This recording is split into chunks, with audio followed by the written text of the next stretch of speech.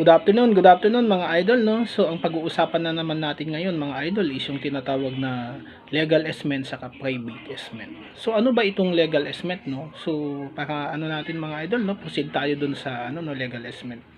So nasa tabi ng ilog yung isang property. So yan, may legal esment yan mga idol, no? So bilang katabi o owner ng ng katabi dun sa ilog, ikaw yung tinatawag na riparian owner. So, ibig sabihin, ikaw yung ikaw yung pwedeng mag-apply dun sa dun sa property.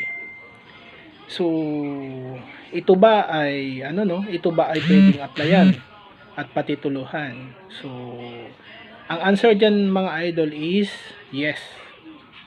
Kaso lang ang legal esment kasi mga idol is yan yung yan yung binigay ng ng government na ang hangarin nito mga idol ay pampublikong at pribadong gamit, no. So rini-restrict yung karapatan mo diyan, no mga idol, no.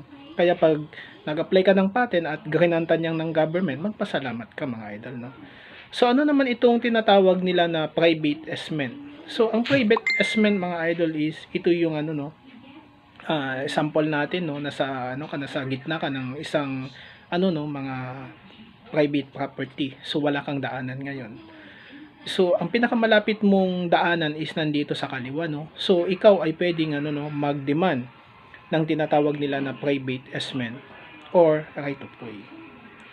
So ang tanong niyo siguro mga idol, ito ba ay libre? So hindi ito libre mga idol, no. Ito ay may bayad itong private esment mga idol, itong right of way na to na hinihiling mo, no. So depende yan sa market value ng lupa or sa mapag-uusapan nyo ng owner. So kung hindi kayo magkasundo at pupunta yan sa sa husgado ang magbibigay o magtatalaga ng presyo kung magkano yung value ng property.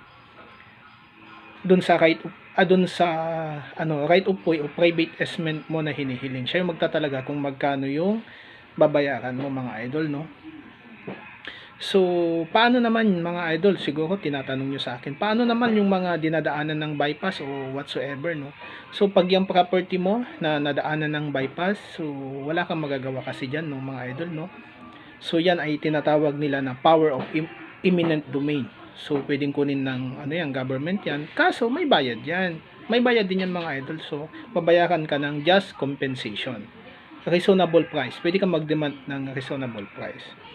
Kaso lang, so lagi nating tandaan kung may doon sa title mo meron siyang nakalagay na Commonwealth Act 141, nakalagay doon sa inscription doon sa title mo ng Commonwealth Act 141. So hindi ka pwedeng mag-demand ng just compensation mga idol, no. So ang babayaran lang nila is yung mga pananim at mga kahoy na naitanim mo doon.